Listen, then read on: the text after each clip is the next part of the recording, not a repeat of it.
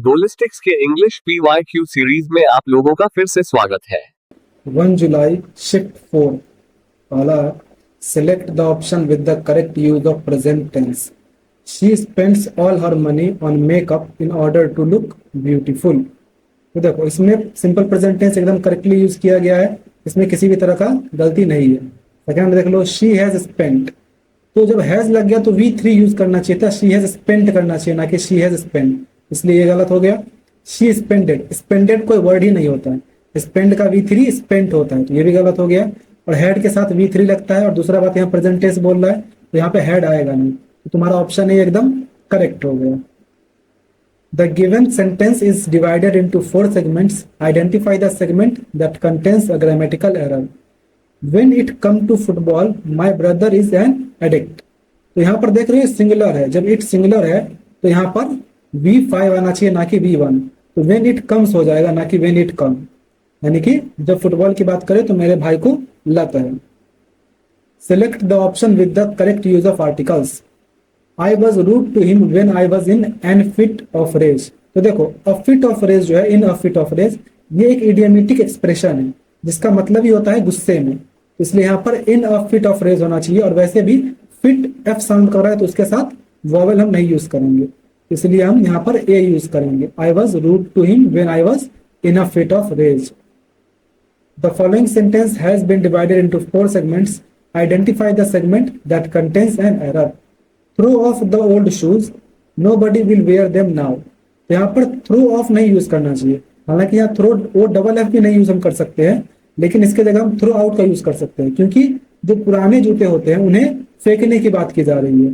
इसके लिए हम थ्रो अवे यूज कर सकते हैं या फिर थ्रो आउट भी हम यूज कर सकते हैं, थ्रो अवे ज्यादा बेटर रहेगा। तो यहाँ पर थ्रो ऑफ जो लिखा हुआ है इस सेगमेंट में गलती है, इसीलिए ये सेगमेंट गलत है। अब है कंप्रहेंशन पैसेज, तो एक बार पढ़ लो। अब क्वेश्चन देख लो,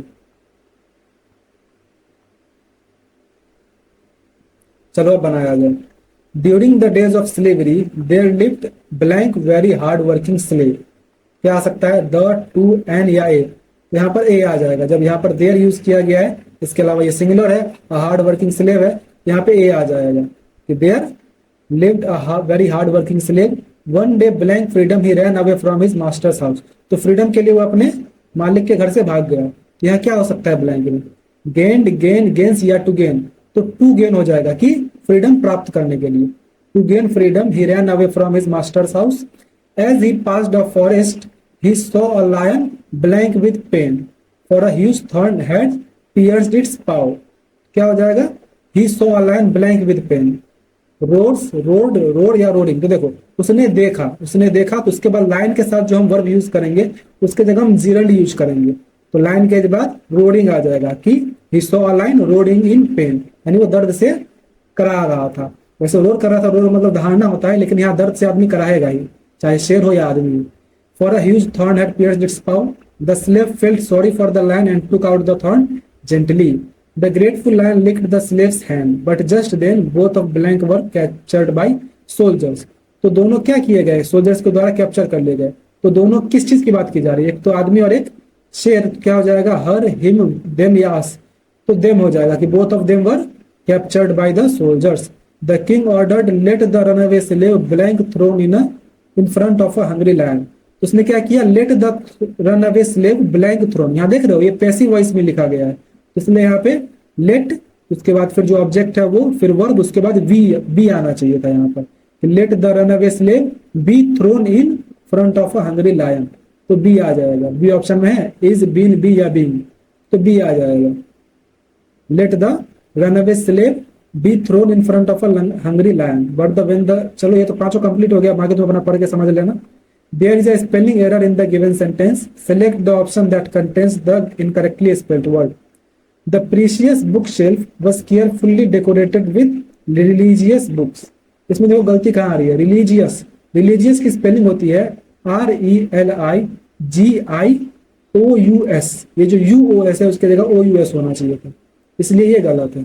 फिर डेकोरेटेड एकदम सही है, केयरफुली भी सही है, और प्रीशियस भी सही है। Select the option that will improve the underlined part of the given sentence.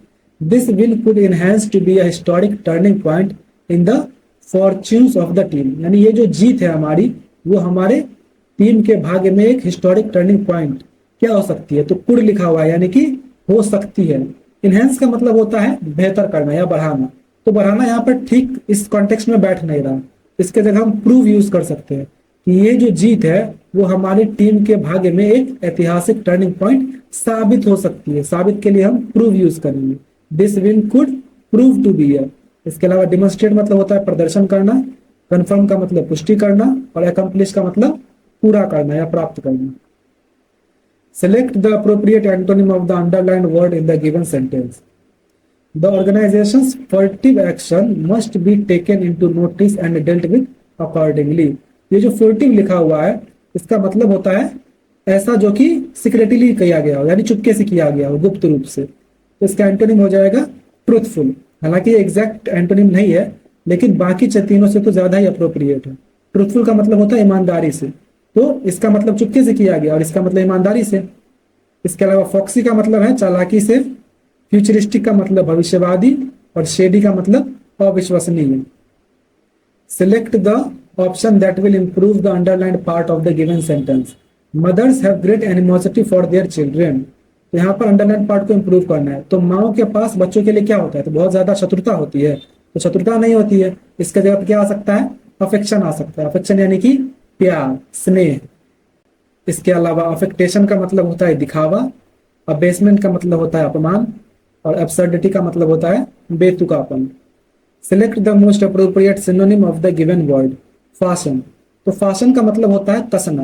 जैसे कि जब हम गाड़ी में बैठे रहते हैं तो कहते हैं ना फैशन द सीट बेल्ट, यानी बेल्ट को कस लो। तो इसका सिनोनिम हो जाएगा इनमें से बोल्ट। बोल्ट का मतलब होता है बोल्ट लगाना यानी बंद करना। इसके अलावा अंडू का मतलब हो गया खोलना, लूजन मतलब ढीला करना, और डिटैच मतलब अलग करना। Select the most appropriate antonym of the given word. Stingy, stingy मतलब होता है कंजूस, तो इसका एंटोनिम हो जाएगा जेनरस। जेनरस मतलब दानी, उदार। इसके अलावा लेस्शिवियस का मतलब होता है कामुक, जो कि हमेशा हॉर्नी रहता हो, वासनापूर्ण। डिसीटफुल का मतलब होता है धोखेबाज। ह्यूमरस का मतलब मजाकिया। Identify the most appropriate antonym of the underlined word in the following sentence. A boisterous horse must have a rough bridle. तो बॉइस्टरस का मतलब होता है जो बहुत ज्यादा उग्र हो, बहुत ज्यादा एनर्जेटिक हो। तो इसका एंटोनिम हो जाएगा काम। काम का मतलब शांत। बाउंसिंग का मतलब होता है उछाल वाला, यानी एक तरह से हम कह सकते हैं खुश। राउडी का मतलब हुआ बहुत उपद्रवी, शोरगुल मचाने वाला, और लाउड का मतलब हुआ तेज आवाज वाला। Select the most appropriate option that can substitute the underlined segment in the given sentence. Sonam's cat used to chase the mouse into the kitchen and knock through a tower of pots and pans. तो सोनम की जो cat थी वो क्या करती थी, वो mouse को चेज करती थी किचन में, और एक tower of pots and pans. Pots मतलब पॉट्स एंड पैन्स मतलब हुआ जो बर्तन वगैरह थे उन सबको क्या करती थी, नॉक थ्रू कर देती थी। तो यहाँ पर एक सेंस देता है कि पॉट्स एंड पैन्स को वो गिरा देती होगी। तो गिराने के लिए हमें जो फ्रेजल वर्ब यूज होगा वो यूज करना चाहिए। तो गिराने के लिए हम फ्रेजल वर्ब यूज करते हैं नॉक ओवर का, ना कि नॉक थ्रू का। इसलिए यहाँ हो जाएगा knock over a tower of pots. इसके अलावा नॉक आउट, नॉक आउट हम बोलते हैं जब किसी को बेहोश कर, मतलब मान लो कोई बेहोश हो गया तो उसके लिए नॉक आउट यूज करते हैं कि उसे बेहोश कर दिया गया, या फिर किसी को मान लो कि प्रतियोगिता से ही बाहर कर दिया गया, तो उसके लिए भी हम नॉक आउट यूज करते हैं। नॉक इनसाइड, नॉक इनसाइड का मतलब होता है, खैर नॉक इनसाइड कोई फ्रेजल वर्ब है नहीं। नॉक अवे, नॉक अवे का मतलब होता है उसे दूर हटा देना। Select the most appropriate antonym of the underlined word in the given sentence. Ralph's condition worsened in the hospital, यानी राल्फ की जो कंडीशन थी वो हॉस्पिटल में और खराब हो गई। तो वर्सेंड का एंटोनिम पूछ रहा है, तो वर्सन यानी कि और खराब हो गई, तो इसका एंटोनिम हो जाएगा सुधार हुआ, यानी इम्प्रूव्ड। इम्प्रूव मतलब सुधार हुआ। चेंज का मतलब हो गया बदल गया। ट्रेवर्स, ट्रेवर्स का मतलब होता है ये जब कोई यात्रा करते हैं तो जिस चीज को हम पार करते हैं ना, तो पार किया के सेंस में यूज किया जाता है ट्रेवर्स्ड। स्केल्ड का मतलब होता है नापा। Select the most appropriate meaning of the given idiom. Cost an arm and a leg. तो cost an arm and a leg का मतलब होता है बहुत ही ज्यादा expensive, to be very expensive. Select the most appropriate antonym of the underlined word in the given sentence. Prajakta is a very vain girl. Vain का मतलब होता है बहुत अभिमानी, बहुत घमंडी टाइप। इसका एंटोनिम हो जाएगा हम्बल। हम्बल का मतलब विनम्र, साधारण। ऑनरेबल का मतलब होता है माननीय या सम्मानित। ऑनेस्ट का मतलब ईमानदार। और होपफुल का मतलब आशावान। Select the most appropriate option to fill in the blank. The CEO's decision to cut benefits was a blank move. तो सीईओ का जो डिसीजन था बेनिफिट्स कट करने का वो किस तरह का मूव था? क्या हो सकता है? लेबोरियस का मतलब होता है कि बहुत मेहनती वाला, तो मेहनती नहीं होगा। हार्श, हार्श मतलब यहाँ पर है निर्दयी, तो बेनिफिट्स को उसने कट किया, यानी उन लोगों को अब कम सैलरी दे रहा है, तो यहाँ पर एक निर्दयी वाला मूव है, तो इसलिए हार्श हम यूज कर सकते हैं। फिर है राइगरस, राइगरस का मतलब होता है कठोर, स्ट्रिक्ट। ह्यूमरस का मतलब मजाकिया, तो ये तीनों होगा नहीं, हार्श हो जाएगा। Select the most appropriate option that can substitute the underlined segment in the given sentence. If there is no need to substitute it, select no substitution required. I am so glad that I ran into you on the way. यानी कि वो बहुत खुश हुआ कि वो रास्ते में उससे अचानक मिला। रैन इनटू का मतलब होता है कि एकदम अनएक्सपेक्टेडली उससे मिला, तो यहाँ पर कोई गलती नहीं है, रैन इनटू एकदम सही यूज किया गया है।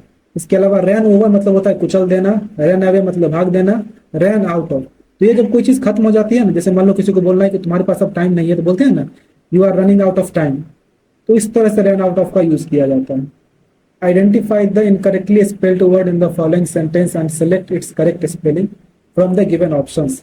The committee heard that he had been negligent in his duty. तो नेग्लिजेंट जो होता है उसकी स्पेलिंग होती है NEGLIGENT, नेग्लिजेंट। नेग्लिजेंट मतलब लापरवाही तरीके से, मतलब जिस तरीके से उसे करना चाहिए उस तरीके से नहीं किया गया, कर्तव्य में जो है उसने थोड़ा सा लापरवाही की है, थोड़ा सा चूक किया। कमिटी एकदम सही है, हर्ड भी मतलब कमिटी सही लिखा हुआ है, इसमें कमिटी गलत है, हर्ड भी इसमें गलत है, ड्यूटी भी गलत। Select the most appropriate idiom for the underlined segment in the following sentence. The arrival of Pragati in the house brought disharmony among the family members. Disharmony का मतलब हुआ क्लेश, तो इसके लिए अप्रोप्रिएट इडियम पूछ रहा है, तो हो जाएगा रिफ्ट इन द ल्यूट। हालांकि रिफ्ट इन द ल्यूट जो इडियम है इसका एग्जैक्ट मतलब होता है कि एक ऐसी चीज जो कि छोटी सी समस्या को पूरी तरीके से बिगाड़ देती है, मतलब एक छोटी समस्या है जो किसी चीज को पूरी तरह से बिगाड़ देती है, तो उसके लिए हम यूज करते हैं रिफ्ट इन द ल्यूट।